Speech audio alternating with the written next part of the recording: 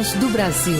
As notícias do governo federal que movimentaram o país no dia de hoje. Olá, boa noite. Boa noite para você que nos acompanha em todo o país. Quinta-feira, 20 de março de 2025. Vamos ao destaque do dia: Justiça Social e Tributária. Ministro da Fazenda, Fernando Haddad, defende taxação dos super ricos como compensação para o aumento da isenção do imposto de renda. A proposta do governo federal é que 10 milhões de pessoas que ganham até R$5 mil por mês deixem de pagar o IR a partir do ano que vem. Natália Kozlik. Para custear o que será deixado de arrecadar, será cobrada uma alíquota de 2,5% até 10% dos super ricos, com renda superior a R$600 mil por ano. E você vai ouvir também educação. Governo federal e Prefeitura de Recife fecham acordo para a liberação de R$900 milhões ao município. Recursos eram alvo de ação judicial do município contra a União e vão ser usados para a construção de creches e abertura de vagas na educação integral. E ainda, internet de qualidade. O programa Norte Conectado vai levar 12 mil quilômetros de cabos de fibra ótica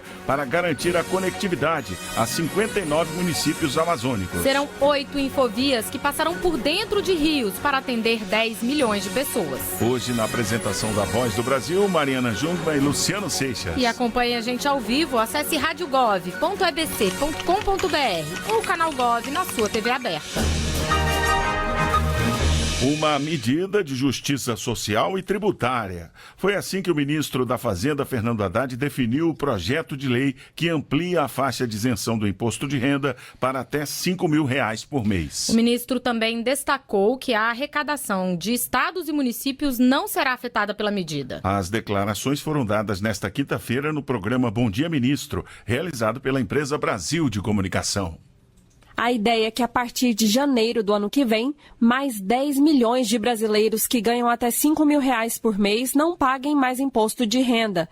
E quem ganha entre R$5 e R$7 mil vai contar com desconto progressivo no valor retido na fonte. A medida vai ter um impacto de aproximadamente R$26 bilhões, conforme estimativa do governo. Para custear o que será deixado de arrecadar, será cobrada uma alíquota de 2,5% até 10% dos super ricos, com renda superior a R$600 mil por ano, sobre valores que atualmente não são tributados, como detalhou o ministro da Fazenda, Fernando Haddad. Você está falando dos super ricos que não pagam imposto. Ainda assim, uma série de coisas continuam isentas. Abate todas as despesas de saúde do imposto de renda. Se você tem uma moléstia grave, mesmo sendo um super rico, você vai ter a isenção da aposentadoria. Atualmente, esse grupo de pessoas super ricas tem boa parte da renda proveniente de investimentos que são isentos de imposto de renda, como participação nos lucros de empresas, por exemplo. Com isso, a alíquota efetiva média para eles fica em torno de apenas 2,5%. Enquanto isso, o trabalhador com carteira assinada paga alíquota progressiva de até 27,5% de imposto de renda. Para o ministro Fernando Haddad, diminuir essa distância é uma questão de justiça social e tributária. Você simplesmente troca de mão. Você cobra de quem não paga e isenta quem hoje está pagando para além da conta. Um bombeiro, uma professora, ela vai ganhar quase um 14º salário. Ela vai poupar por ano quase o salário mensal. Imagina o que isso vai melhorar a vida de quem ganha até 5 mil. O que nós estamos fazendo é justamente justiça social. A tributação mínima para altas rendas vai atingir 141.400 contribuintes, o que corresponde a 0,06% da população. No entanto, o aumento da taxa para essa parcela vai incrementar a receita do governo em cerca de 25 bilhões de reais. Com esse ganho, não haverá prejuízo na arrecadação de estados e municípios, de acordo com o ministro Fernando Haddad. Quando você faz o cálculo, é como se você estivesse abrindo mão da receita. Mas nós não estamos abrindo mão da receita, porque nós estamos cobrando dos super ricos que não pagam. Então, quando os super ricos que não pagam passarem a pagar uma alíquota mínima de 10%, você compensa e não há prejuízo para estados e municípios nenhum. O projeto de lei que amplia a faixa de isenção do imposto de renda foi assinado na última terça-feira pelo presidente Lula e entregue para ser apreciado no Congresso Nacional. Se aprovado no Legislativo, os efeitos valem a partir de 2026. Reportagem Natália Kozlik. Ainda no programa Bom Dia Ministro, Fernando Haddad falou sobre a importância do crédito do trabalhador, que vai estar disponível a partir de amanhã. Trata-se de um programa de empréstimo mais barato para quem trabalha com carteira assinada, no modelo equivalente ao de crédito consignado, que já existe para funcionários públicos e pensionistas do INSS. O desconto das parcelas ocorrerá direto na folha de pagamento, o que permite que as taxas de juros sejam menores a outras praticadas no mercado. Para o ministro Haddad, a iniciativa é uma forma de proteger o trabalhador e evitar o superendividamento. O crédito pessoal sempre foi muito caro no Brasil. Então, apesar do aumento da Selic, nós estamos abrindo um caminho para permitir que você renegocie as suas dívidas a taxas mais civilizadas. Então, na verdade, nós estamos inibindo o superendividamento, porque muitas vezes o superendividamento é uma decorrência do juro alto e não do fato de que o cara tomou muito dinheiro. Porque o pouco dinheiro a juro alto se transforma num montante impagável. Por meio do aplicativo da carteira de trabalho digital, o trabalhador terá a opção de requerer a proposta de crédito diretamente com instituições financeiras habilitadas pelo governo federal. Os empréstimos terão como garantia os recursos do Fundo de Garantia do Tempo de Serviço. Amanhã, o ministro do Trabalho, Luiz Marinho, estará aqui na Voz do Brasil para falar mais sobre o crédito do trabalhador. Mais oportunidades de ensino. O MEC está investindo mais de 460 milhões de reais no programa Partiu IF para apoiar estudantes que desejam fazer o ensino médio e, ao mesmo tempo, aprender uma profissão. A ideia é reforçar o ensino e o aprendizado de alunos do 9º ano do ensino fundamental para que eles tenham mais chances de ingressar nos institutos federais de todo o país. O estudante Kelvin Gustavo Pereira Fernandes, de 17 anos, está prestes a concluir o ensino médio no Instituto Federal de Brasília. Além do diploma, ele vai sair com a formação técnica de manutenção automotiva e um horizonte de possibilidades. Geralmente, o ensino médio ele é mais voltado para amanhã, a parte da manhã, o período da manhã é mais para o ensino médio e à tarde eles focam as matérias técnicas. A gente já sai daqui com o ofício preparado mesmo para o mercado de trabalho. Quem sonha em trilhar um caminho parecido com o do Kelvin pode contar agora com o Partiu IF, uma espécie de cursinho preparatório para alunos do 9º ano do ensino fundamental que querem fazer o nível médio com um curso profissionalizante na rede federal de educação. Zara Figueiredo, secretária de Educação Continuada, Alfabetização de Jovens e Adultos, Diversidade e Inclusão do Ministério da Educação, explica que a ideia é criar oportunidades para quem sofre com a desigualdade. Como os institutos, eles ofertam educação de excelência no ensino médio, o que nós estamos tentando fazer é criar oportunidades para que esses estudantes que têm fragilidades mais significativas em língua portuguesa, em matemática, em ciências, eles possam ter condições para acessar o ensino médio dentro dos institutos federais. Portanto, é você reduzir as desigualdades, criando mais igualdade de oportunidade, ou seja, você está buscando produzir equidade dentro do sistema educacional nas suas diversas etapas. Lançado pelo Ministério da Educação, o Partiu IF vai oferecer aulas e atividades de reforço para 78 mil estudantes até 2027. Para participar do cursinho, o aluno deve estar no 9º ano do ensino fundamental e ter renda familiar de até um salário mínimo por pessoa. Estudantes negros, quilombolas, indígenas ou com deficiência terão prioridade. Totalmente encantado com o ambiente do Instituto Federal, Kelvin recomenda. Recomendo para todo mundo, inclusive todo mundo que eu vejo na rua eu falo, entra no IFB, que eu pergunto, tá no 9º ano? Entra no IFB. Ele é muito bom. A inscrição no Partiu IF deve ser feita diretamente em um dos 37 institutos federais participantes do programa, além do Cefet de Minas Gerais e do Colégio Pedro II. Serão formadas 650 turmas em todo o país. Os alunos matriculados vão receber uma bolsa de R$200 por mês durante 8 meses, como ajuda de custo para permanecer no cursinho. Reportagem Luana Karen. O governo federal e a Prefeitura de Recife assinaram hoje um acordo judicial que vai garantir o repasse de 900 milhões e 400 mil reais à capital pernambucana. O acordo encerra a demanda judicial da Prefeitura relativa ao pagamento de verbas do antigo Fundo de Manutenção e Desenvolvimento do Ensino Fundamental e de Valorização do Magistério, o Fundef. Com isso, Recife receberá o valor em 3 prestações anuais de 40%, 30% e 30% e deverá empregar os recursos na ampliação de vagas em creche, na educação inclusiva, na ampliação do ensino integral, além de equipamentos e valorização dos profissionais da rede de ensino. O presidente Lula destacou o bom resultado do acordo para garantir investimentos em educação. Se não tiver investimento na educação, a gente não dá o salto de qualidade que o Brasil precisa dar no século XXI. E o prefeito de Recife, João Campos, detalhou os planos para o uso dos recursos federais. São 7 mil crianças que vão passar a ter educação integral, 5 refeições por dia, o direito à educação. A gente vai expandir a educação integral do nosso município. Vamos expandir a educação especial inclusiva.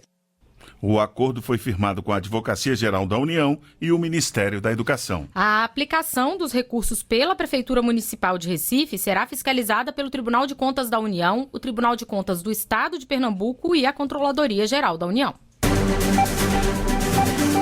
O Brasil vai sediar em julho encontro de líderes do BRICS, Grupo de Cooperação Econômica do Sul Global. E antes da reunião de cúpula, estão sendo realizados encontros temáticos para afinar o que será discutido entre os chefes de Estado. Hoje, o ministro de Minas e Energia, Alexandre Silveira, abriu a segunda reunião de energia do BRICS em Brasília. O ministro reforçou que um dos focos é a transição energética inclusiva e a ampliação do acesso a serviços de energia. Juntos, países do BRICS, representamos 50% da produção e do consumo global. É nossa responsabilidade buscar um equilíbrio entre segurança energética e desenvolvimento sustentável, com uma transição para um futuro da economia de baixo carbono. A ampliação do bloco evidencia nossa relevância e nos convoca a fortalecer o Sul Global. O BRICS é formado por Brasil, Rússia, Índia, China e África do Sul. Recentemente também foram admitidos Arábia Saudita, Egito, Emirados Árabes Unidos, Indonésia, Etiópia e Irã. Pois é, e os países que compõem o BRICS são responsáveis por 26% das exportações mundiais de bens, movimentando o fluxo de exportações de 5 trilhões e 700 bilhões de dólares. E para saber mais sobre o grupo, o Ministério do Desenvolvimento, Indústria, Comércio e Serviços lançou uma página interativa com dados e infográficos sobre o comércio exterior. Responsáveis por 26% do comércio mundial de bens, os países que compõem o BRICS têm um fluxo de exportações de 5,7 trilhões de dólares. Essas e outras informações sobre comércio exterior dos integrantes do grupo podem ser encontradas na página especial do BRICS, lançada pelo Ministério do Desenvolvimento, Indústria, Comércio e Serviços. A página reúne em um só local dados dos 11 países do BRICS. São informações que mostram a representatividade no comércio mundial, a evolução das trocas de bens e serviços nos últimos anos, os parceiros e produtos comercializados pelo grupo, como explica Erlon Alves Brandão, diretor de Estudos e Estatísticas de Comércio Exterior da Secretaria de Comércio Exterior do Ministério do Desenvolvimento. Na plataforma é possível encontrar dados e infográficos detalhados que ilustram as relações entre o Brasil e os membros tradicionais, Rússia, Índia, China e África do Sul, e os novos membros, que são a Arábia Saudita, o Egito, os Emirados Árabes Unidos, a Etiópia, a Indonésia e o Irã. A página oferece uma experiência visual muito rica. Ela facilita a compreensão das estatísticas e características do comércio internacional. Ela explora os produtos e serviços comercializados, os valores transacionados e como essas relações evoluíram ao longo do tempo. É uma ferramenta valiosa para empresários, pesquisadores e todos que desejam entender melhor o fluxo de comércio entre essas nações. As seções ainda mostram que entre os principais produtos comercializados pelos membros do BRICS estão minérios metálicos, petróleo, sementes e frutos oleaginosos, carne, ferro e aço. Para conhecer a página, acesse brics.br. De Brasília, Leandro Molina. Expandir a infraestrutura de comunicação da região amazônica. Esse é o objetivo do programa Norte Conectado, que está levando conectividade e cidadania para os moradores. Para isso, cabos de fibra ótica estão sendo instalados nos locais. No total, serão 8 infovias, com 12 mil quilômetros de extensão, que vão ligar 59 cidades do Acre, Amapá, Amazonas, Pará, Rondônia e Roraima. Um investimento de R$ 1 bilhão e 300 milhões, que vai atender 10 milhões de pessoas. Vamos saber os impactos dessa iniciativa na reportagem de Graciele Bittencourt. Quem já se acostumou a ter internet na palma da mão, a fazer um Pix, interagir nas redes sociais de qualquer lugar e a qualquer momento, tem até dificuldade para imaginar um mundo sem tudo isso.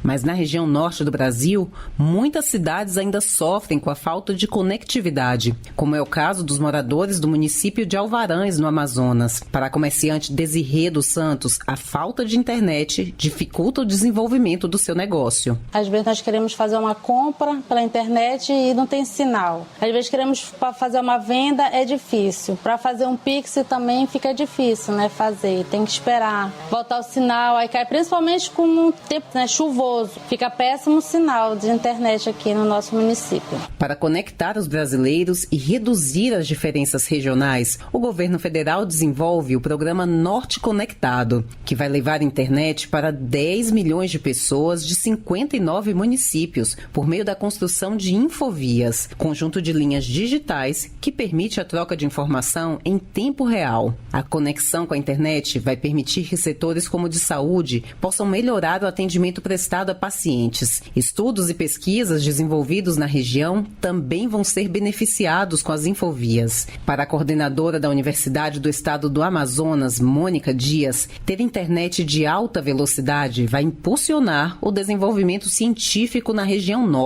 A vinda da Infovia aqui para a nossa região vai ser fundamental para esse processo de desenvolvimento inclusivo, para ter acesso de fato ao conhecimento, ao ensino, à pesquisa e extensão com qualidade.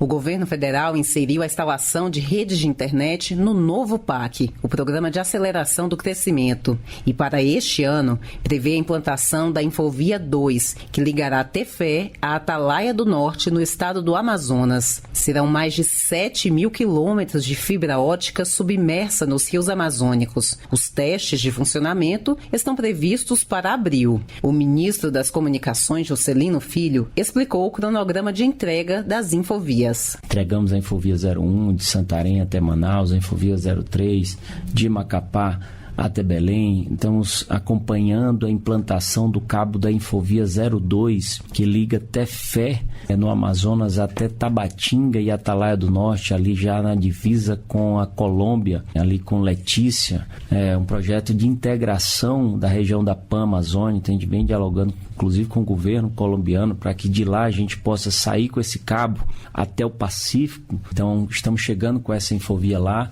Temos a previsão de entrega dessa Infovia 02 e da Infovia 04, que liga também Vila do Moura até Boa Vista, em Roraima. E para 2026 já estão previstas novas ligações de internet. Uma entre Altazes e Atalaia do Norte, no Amazonas, outra entre Manacaparu, no Amazonas, e Rio Branco, no Acre, e uma última entre Fonte Boa, no Amazonas, até Cruzeiro do Sul, no Acre. Ao todo, o programa Norte Conectado contará com 8 infovias com 12 mil quilômetros de extensão. O investimento total é de R$1 bilhão e 300 milhões de reais. Reportagem Graciele Bittencourt. A aviação civil brasileira registrou o segundo melhor resultado de sua série histórica para o mês de fevereiro. Foram mais de 9 milhões e meio de passageiros em voos nacionais e internacionais. Destaque para a movimentação de passageiros no mercado internacional. Pelo 10º mês seguido, o número de viajantes para o exterior atingiu um recorde. Entre chegadas e partidas, o Brasil teve mais de 2 milhões e 300 mil turistas transportados. Um crescimento de 13,5% em comparação com o mesmo período do ano passado. A plataforma de vídeos YouTube endureceu as regras para combater a divulgação de jogos de apostas online ilegais. Com as novas regras, os criadores de conteúdo ficam proibidos de direcionar espectadores para sites e aplicativos dessas apostas. As mudanças vieram após o Ministério do Esporte identificar uma rede de mais de 50 contas no YouTube que promoviam apostas com falsas promessas de lucro.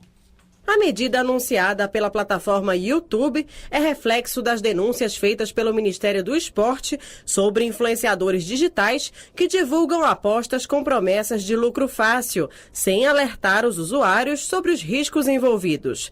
A partir desta quarta-feira, portanto, a plataforma tem novas diretrizes e vai bloquear conteúdos relacionados a sites ilegais de jogos de azar online. Com as novas regras, os criadores de conteúdo ficam proibidos de direcionar espectadores para sites e aplicativos de apostas ilegais, seja por meio de links, imagens, textos ou mesmo menções verbais.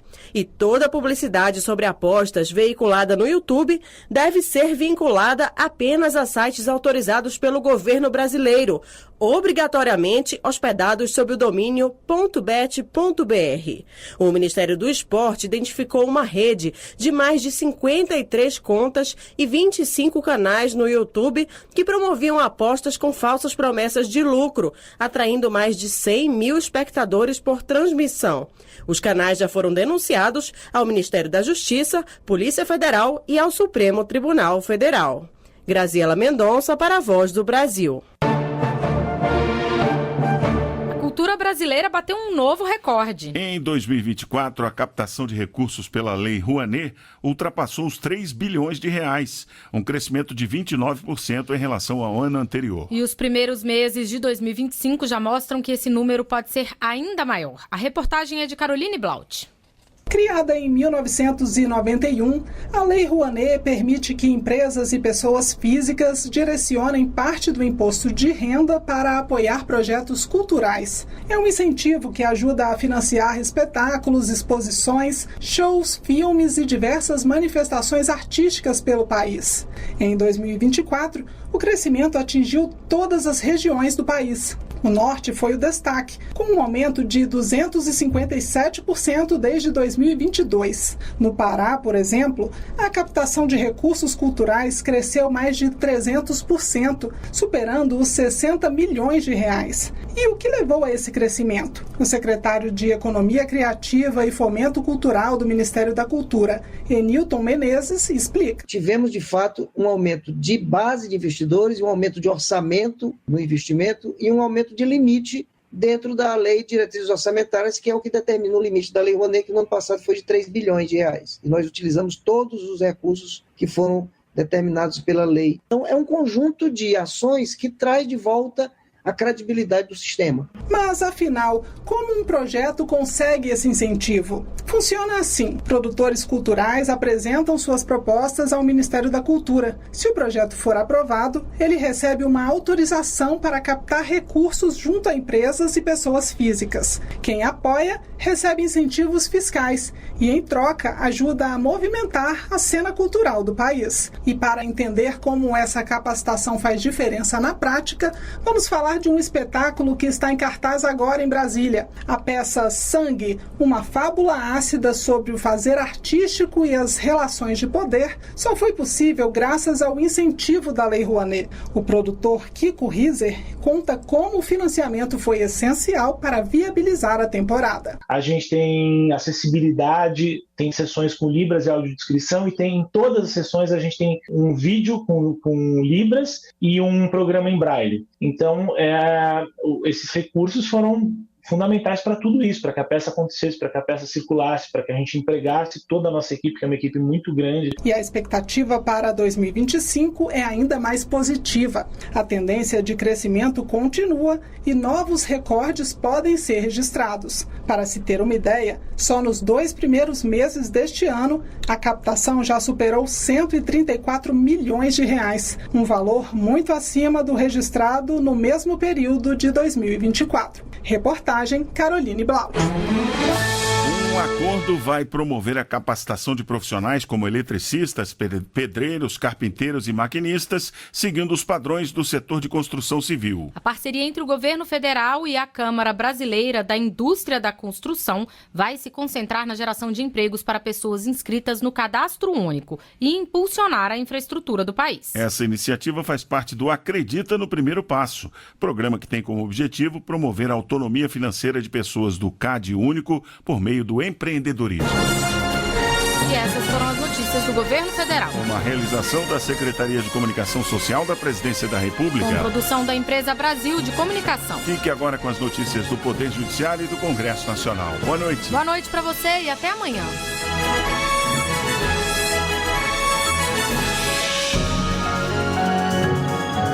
A Voz do Brasil. Governo Federal.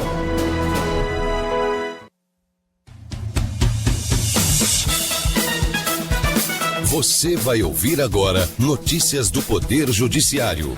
STF reajusta tese sobre responsabilidade da imprensa. Loja é condenada por ofensas racistas e homofóbicas. MPF apura a atuação da CBF e da União no enfrentamento do racismo no futebol. Boa noite, eu sou Ariana Fonseca. E eu sou Walter Lima. Supremo Tribunal Federal ajusta a tese de repercussão geral do recurso sobre responsabilidade da imprensa. O entendimento deve ser aplicado nos julgamentos de temas semelhantes no país. Michele Chiapa.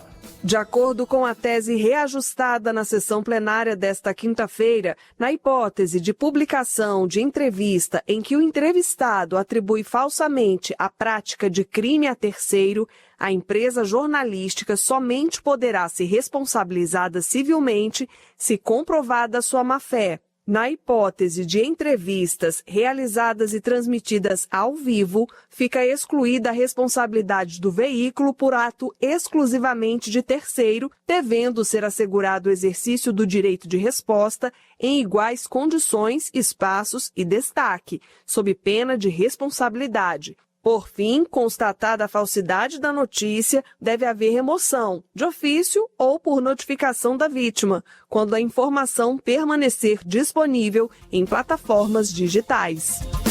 Para impedir litigância abusiva, juiz pode exigir de advogado documentos que comprovem que demandas são reais. O entendimento é da Corte Especial do STJ.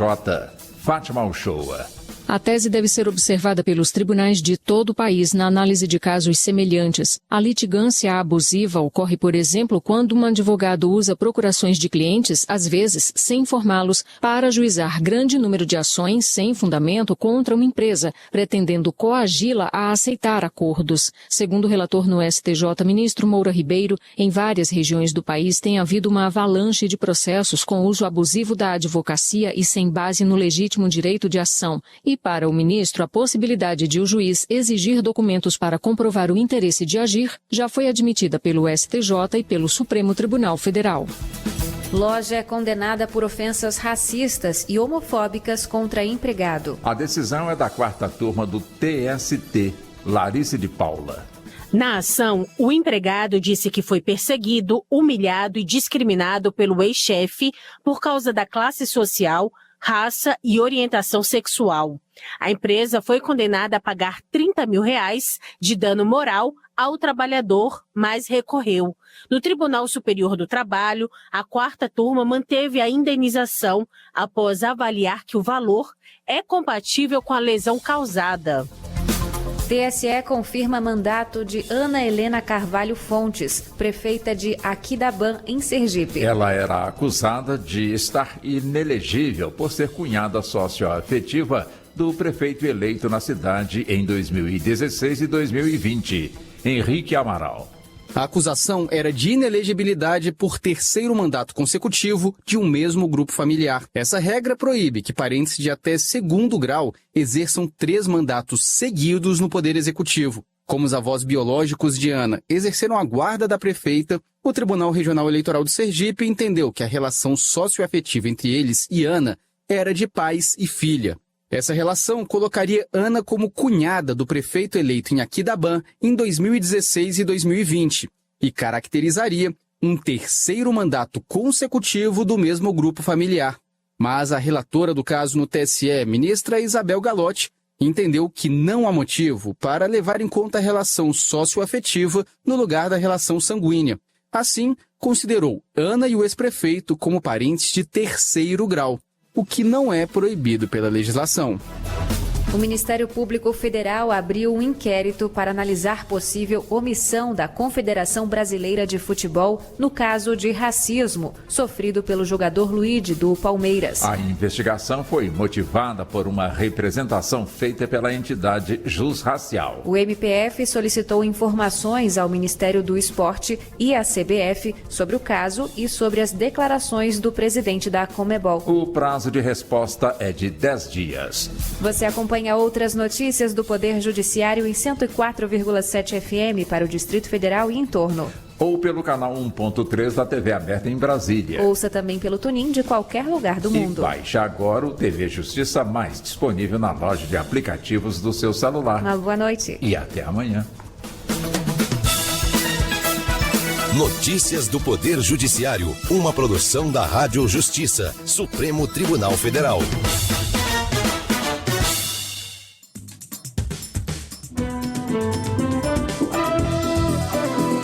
Está no ar o Jornal do Senado.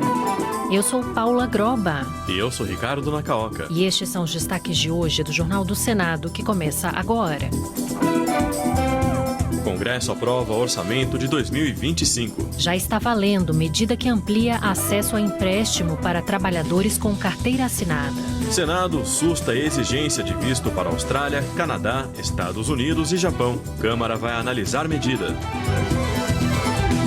Boa noite. Boa noite. O Congresso Nacional aprovou na tarde de hoje o projeto do orçamento de 2025, que define as receitas e fixa as despesas do país. O relator da proposta estima um superávit primário de 15 bilhões de reais, ou seja, as receitas devem superar os gastos em conformidade com a meta fiscal estabelecida na Lei de Diretrizes Orçamentárias. O relatório também reserva cerca de 50 bilhões de reais para emendas parlamentares, que são recursos indicados por deputados e senadores para investimentos em diversas áreas.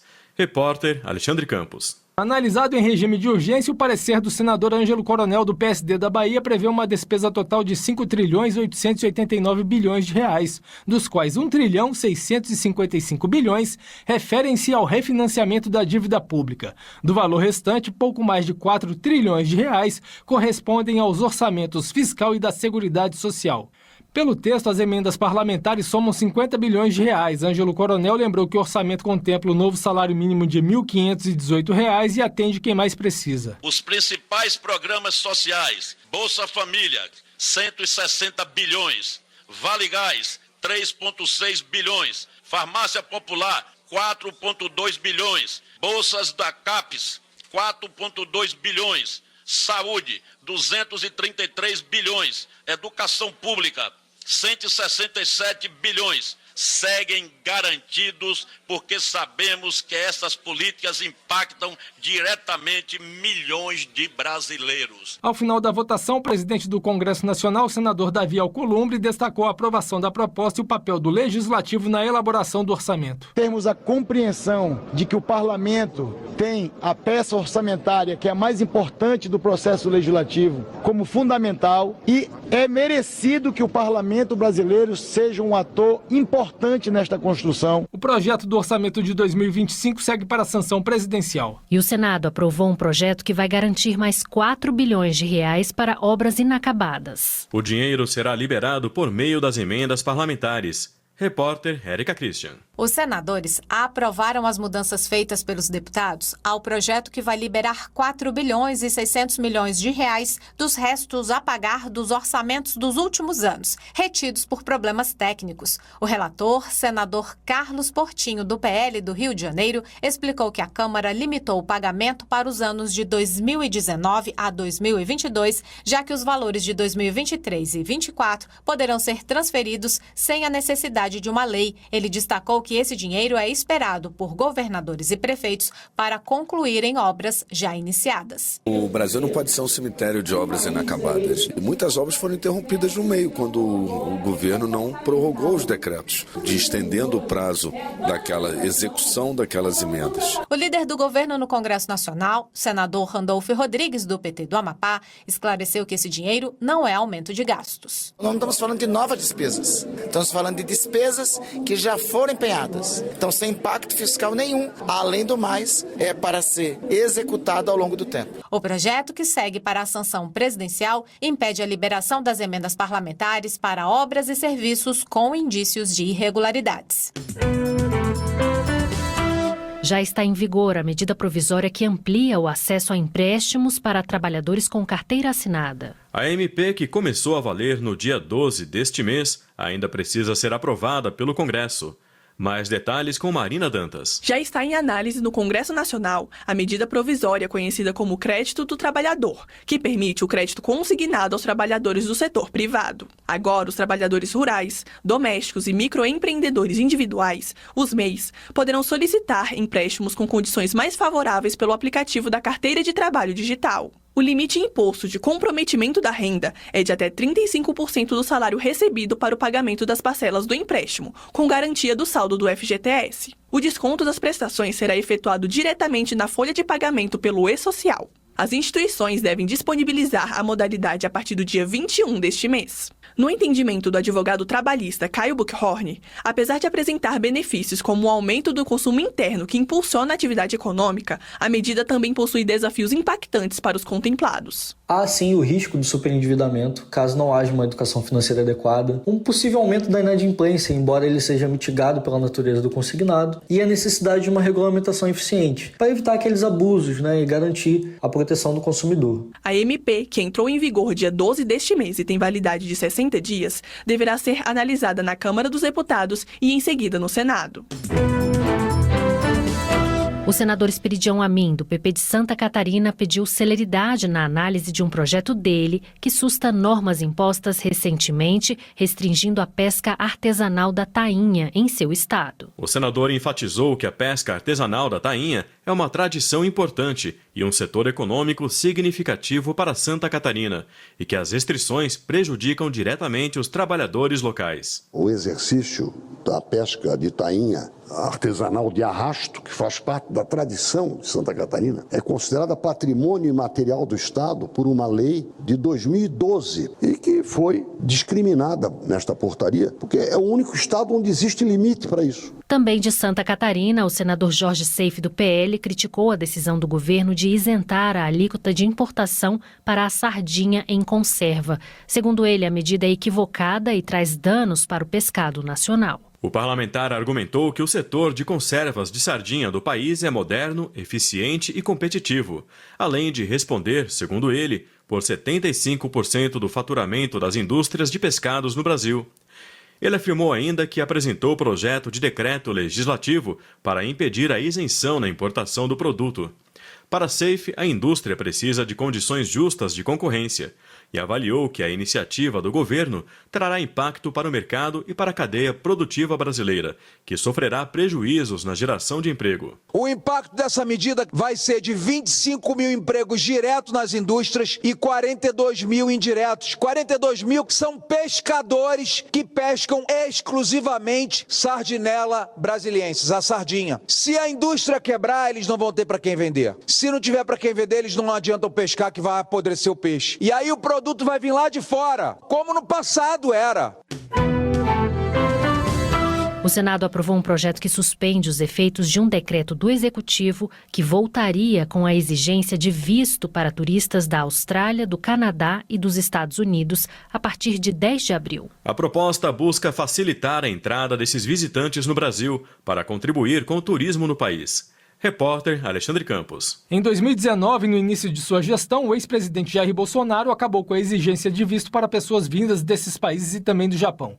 O objetivo era estimular o turismo no Brasil, mesmo que tratamento idêntico não fosse garantido aos brasileiros. Em 2023, o presidente Lula atuou para revogar o decreto do presidente anterior, definindo data futura para a efetividade dessa medida, sob amparo do chamado princípio da reciprocidade. Por causa dessa decisão, o Japão mudou sua postura e abriu mão do visto de brasileiros. O relator do projeto, senador Flávio Bolsonaro, do PL do Rio de Janeiro, afirmou que a decisão de retirada de exigência de visto em 2019 foi acertada porque fez aumentar o número de turistas nos anos posteriores. Segundo dados da Embratur, em 2018, foram 609 mil chegadas ao Brasil ordinárias de Estados Unidos da América e Canadá. ao passo que em 2024 esse número subiu para 825 mil turistas. Já o senador Alessandro Vieira, do MDB de Sergipe, afirmou que a decisão sobre exigir ou não visto cabe ao Executivo. Na opinião dele, o Congresso Nacional extrapola suas atribuições ao votar um projeto como esse. Então nós estamos utilizando uma ferramenta de forma atropelada, exacerbada. Esse é um projeto que não passou pelo crivo de constitucionalidade na CCJ.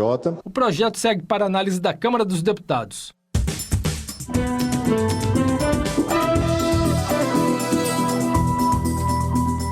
Com trabalhos técnicos de Eliseu Caires, o Jornal do Senado fica por aqui. Acompanhe agora as notícias da Câmara dos Deputados. Boa noite.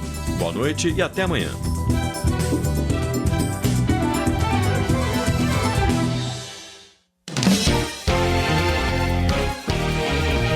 Jornal Câmara dos Deputados.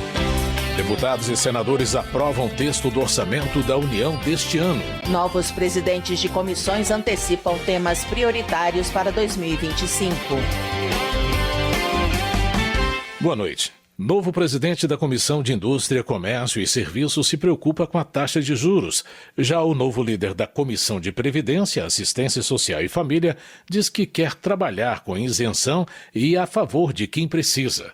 Saiba mais com o repórter Murilo Souza. O deputado Beto Richa, do PSDB do Paraná, foi eleito por unanimidade para presidir a Comissão de Indústria, Comércio e Serviços da Câmara dos Deputados em 2025. Ele substitui o deputado Josenildo, do PDT do Amapá, que comandou o colegiado em 2022. Richa lembrou que juntos, indústria, comércio e serviços são responsáveis por 2/3 do PIB brasileiro e por quase 50 milhões de empregos. Mas, segundo ele, os juros brasileiros têm se mantido em patamares elevados, dificultando o crédito, aumentando os custos operacionais e limitando o crescimento das empresas. Temos o trabalho de não apenas encarar esses desafios, mas também de avançar na industrialização, na redução do custo do crédito, nos processos que facilitam e aceleram a criação de empregos e na valorização das micro e pequenas empresas.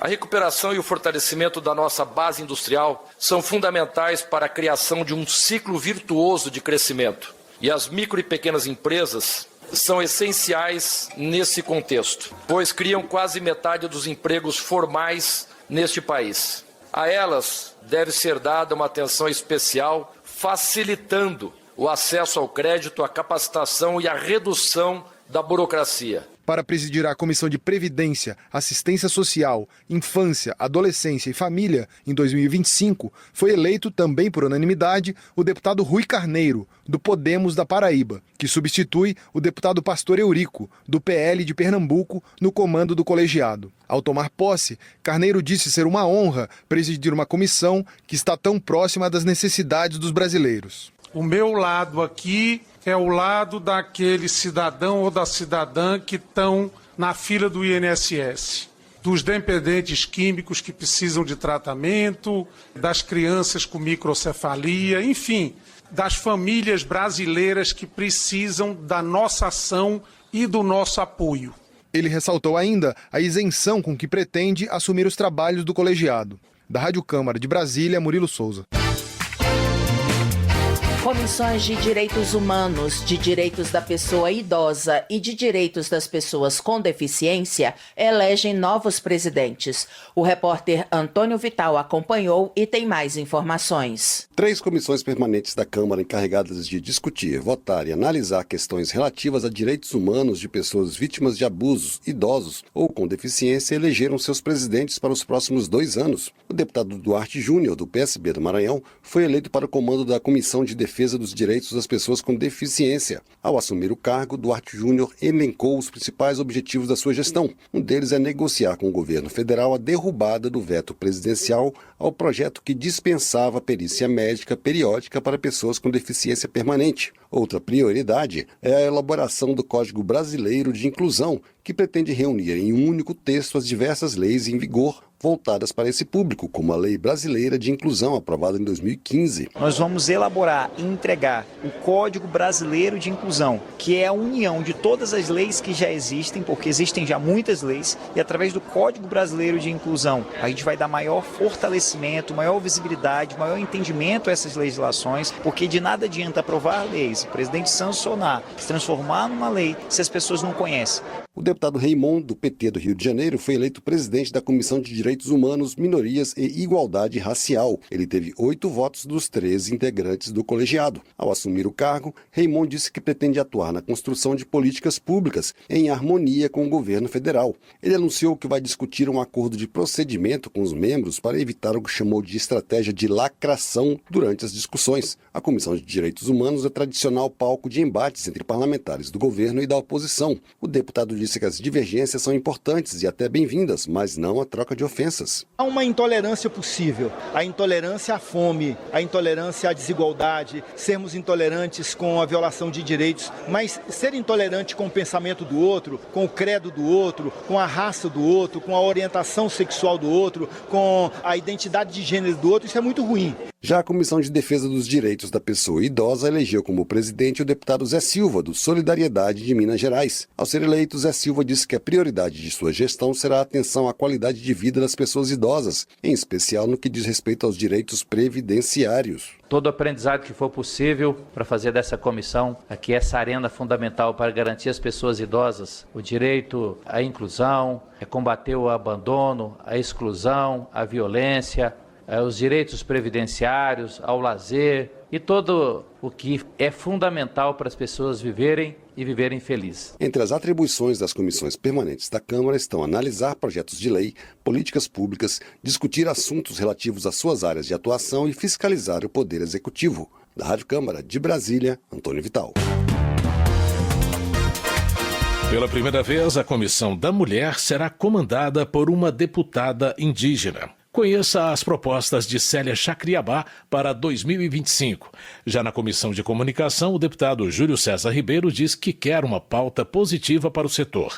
Os detalhes com a repórter Emanuele Brasil. A deputada Célia Chacriabá, do PSOL de Minas Gerais, foi eleita nesta quarta-feira para presidir a Comissão de Defesa dos Direitos da Mulher da Câmara dos Deputados. Ela recebeu 15 votos. Não houve votos contrários. Chacriabá substitui a deputada Ana Pimentel no cargo. É a primeira vez que uma mulher indígena assume o comando do colegiado. Chacriabá destacou que a comissão vai priorizar o combate ao feminicídio e aos efeitos das mudanças climáticas na economia de mulheres agricultoras. Ela disse que o colegiado vai se pautar pela diversidade. Essa comissão da mulher tem lugar para todas as mulheres, mulheres do turbante, mulheres do cocá, mulheres evangélicas, mulheres católicas, mulheres de terreiro, mulheres também que são de movimentos sociais, porque antes de ser parlamentar nós somos outras coisas, nós carregamos muito jeito de ser mulher dentro de nós. Já a Comissão de Comunicação da Câmara dos Deputados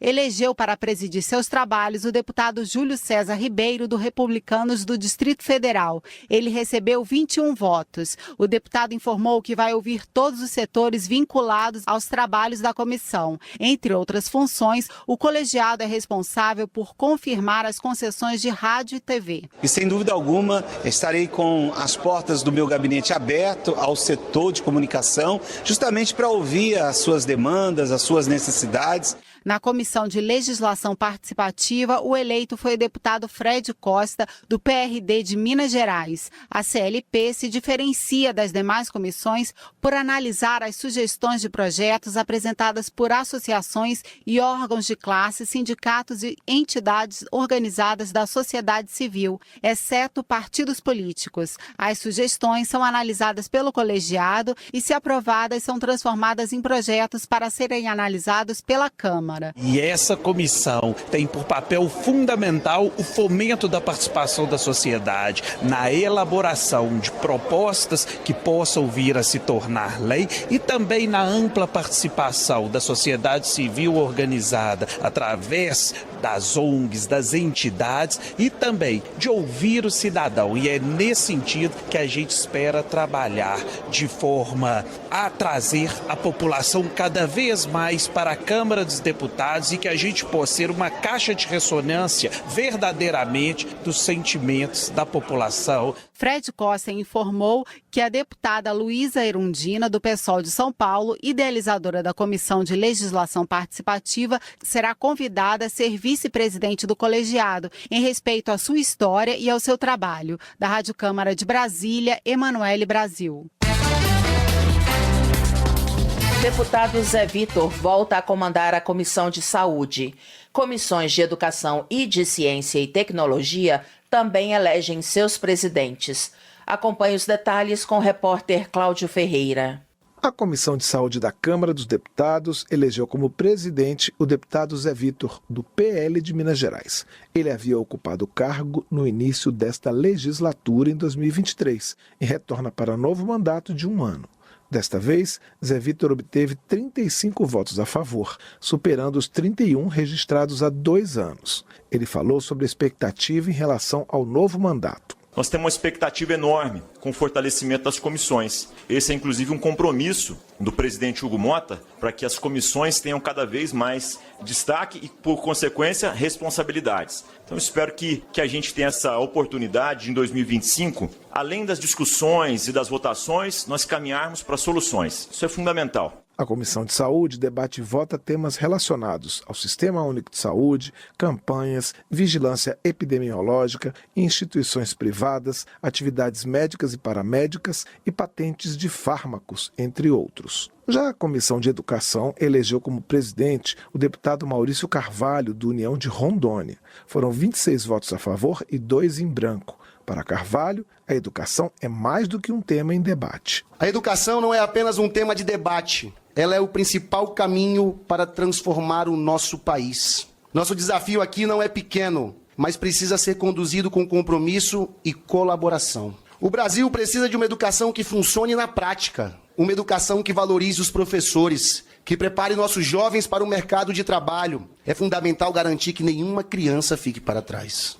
A Comissão de Educação analisa temas relativos à educação em geral, política e sistema educacional em seus aspectos institucionais, estruturais, funcionais e legais, direito à educação e recursos humanos e financeiros para o setor. Por sua vez, a Comissão de Ciência, Tecnologia e Inovação elegeu o deputado Ricardo Barros, do PP do Paraná, como presidente. Foram 22 votos a favor. Ele falou sobre como pretende conduzir os trabalhos no colegiado neste ano. Eu tenho como lema política de resultados. Eu trabalho naquilo que a gente possa entregar. Sempre falo que tem muita iniciativa, pouca acabativa. Então a gente precisa, ao final deste ano de trabalho, nós teríamos que conseguir entregar à sociedade brasileira algum avanço, seja na política de data center, seja na inteligência artificial, seja na energia para os data centers, para termos inteligência artificial.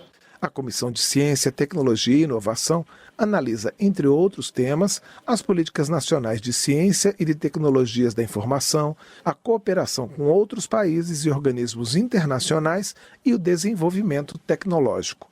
Da Rádio Câmara de Brasília, com informações de Ralph Machado, Cláudio Ferreira. Comissões de controle dos gastos públicos de transportes e de direito do consumidor têm novos presidentes. Conheça os eleitos com o repórter Luiz Cláudio Canuto. O deputado Bacelar, do PV da Bahia, foi eleito presidente da Comissão de Fiscalização Financeira e Controle com 11 votos favoráveis e 1 em branco. O deputado afirmou que foi escolhido para uma das comissões mais importantes da Câmara, porque ela tem o papel de observar a transparência e o controle dos gastos públicos. Esta comissão é a comissão responsável por acompanhar e fiscalizar a execução orçamentária e financeira do governo federal, sendo um instrumento fundamental no combate à corrupção, na preservação e na defesa do patrimônio público, na melhoria do gasto público. E somos os responsáveis para mostrar à população como caminha a conduta do governo na tarefa importante de gerir o gasto público. É a comissão que está no próprio cerne do Poder Legislativo. O parlamentar acredita que sua gestão, com a ajuda dos colegas, vai contribuir para o aperfeiçoamento das práticas administrativas e proporcionar mais transparência e austeridade nos gastos públicos. O deputado federal Maurício Neves, do PP de São Paulo, foi eleito presidente da Comissão de Viação e Transportes, com 16 votos a favor e 1 em branco. Ele afirma que a comissão é vital para o desenvolvimento do Brasil e firmou compromisso com as organizações da sociedade civil para promover debates no colegiado. Priorizando sempre o diálogo, na postura de equilíbrio, na postura da boa política, na postura que nós acreditamos em chegar em consensos reais para aprovarmos relatórios aqui, para darmos continuidade no excelente trabalho que todos vocês fizeram. Na Comissão de Defesa do Consumidor, foi eleito o deputado Daniel Almeida, do PCdoB da Bahia, com 13 votos. O deputado não é novato na relação com os direitos do consumidor e trata do assunto desde seu primeiro mandato como vereador. E a primeira comissão parlamentar que eu presidi foi exatamente a Comissão de Defesa do Consumidor da Câmara Municipal de Salvador, da Câmara dos Vereadores. E ali eu tive a oportunidade de ter um contato mais de perto com as demandas dos consumidores, estudar um pouco sobre o Código de Defesa do Consumidor e me interessar mais pelo tema. Ninguém pode se afastar desse tema porque ele perpassa todas as relações econômicas, sociais e políticas que a sociedade vivencia. O deputado Daniel Almeida tem expectativa de dar continuidade aos trabalhos da comissão, que na avaliação dele traz bons exemplos de debates sobre grandes temas que atingem a sociedade brasileira. Da Rádio Câmara de Brasília, Luiz Cláudio Canuto. No canal da Câmara dos Deputados no WhatsApp, o cidadão tem notícias do parlamento em primeira mão, sem abrir mão de seu app de mensagem favorito. Tem informações em tempo real de tudo o que acontece no plenário e nas comissões, campanhas e muito mais. O aplicativo assegura a invisibilidade do nome e do telefone do usuário. Acesse cd.leg.br/WhatsApp-PCD, clique em seguir e ative o sininho para receber as nossas notificações. Votação. Deputados e senadores aprovam o Orçamento Geral da União para este ano, com previsão de 15 bilhões de reais de superávit e expectativa de déficit zero. Saiba mais com a repórter Silvia Munhato. O Congresso Nacional aprovou o orçamento de 2025 com um superávit previsto de 15 bilhões de reais, sendo que a meta para o ano é de déficit zero. O projeto original do Executivo falava em 3,7 bilhões de superávit após as deduções permitidas. O projeto foi aprovado depois que o relatório final foi divulgado na madrugada desta quinta-feira e votado na Comissão Mista de Orçamento no começo da tarde. O texto seguirá agora para a sanção presidencial. Para o senador Rogério Marinho, do PL do Rio Grande do Norte, o orçamento não está ajustado, porque os recursos para benefícios previdenciários estão subestimados em 11 bilhões de reais. Ele também diz que estão previstos 28 bilhões de reais de receitas extras, com julgamentos do Conselho Administrativo de Recursos Fiscais, o que não seria realista. Já o deputado Tarcísio Mota, do PSOL do Rio de Janeiro, disse que o texto garante mais recursos para saúde, educação, investimentos e recomposições salariais, mas criticou o crescimento das emendas parlamentares impositivas. O aumento das emendas impositivas é maior do que o aumento do orçamento da educação. O deputado Kim Kataguiri, do União de São Paulo, reclamou dos gastos com viagens de autoridades do Executivo. 400 milhões de reais sendo enviados para o esporte, quando a gente tem um gasto de 2 bilhões e 150 milhões de reais com passagens diárias. Vários deputados reclamaram de um corte de última hora de 2,5 bilhões de reais nos recursos para atendimento da Lei Aldir Blanc de Fomento à Cultura, o que teria deixado a ação com apenas 480 milhões de reais. O superávit maior previsto no texto, feito pelo Congresso, decorre principalmente de reestimativa de receitas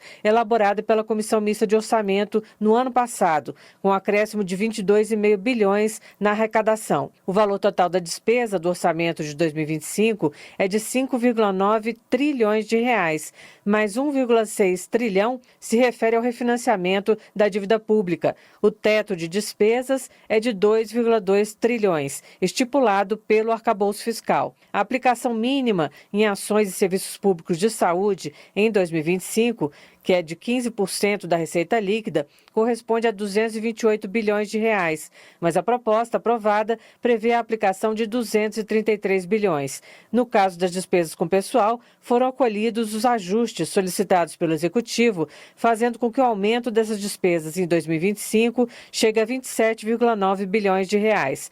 Várias categorias de servidores aguardam a sanção do orçamento para receberem reajustes retroativos a janeiro. foram apresentadas quase 7 mil emendas individuais de bancadas estaduais e de comissões permanentes. O valor aprovado foi de 50,4 bilhões de reais, sendo que 11,5 bilhões são de emendas de comissões, que não são impositivas. Nos últimos dias, o governo solicitou vários remanejamentos no orçamento para, por exemplo, garantir recursos para o Vale Gás e aumentar a dotação do Minha Casa Minha Vida. Foram reduzidas dotações para a implantação de escolas em tempo integral e para o Bolsa Família. Da Rádio Câmara de Brasília, Silvia Minhato. Termina aqui o Jornal Câmara dos Deputados, com trabalhos técnicos de Everson Urani e apresentação de Luciana Vieira e José Carlos Andrade. Uma ótima noite para você. Uma boa noite para você. A Voz do Brasil retorna amanhã. Até lá. Você ouviu A Voz do Brasil. Boa noite.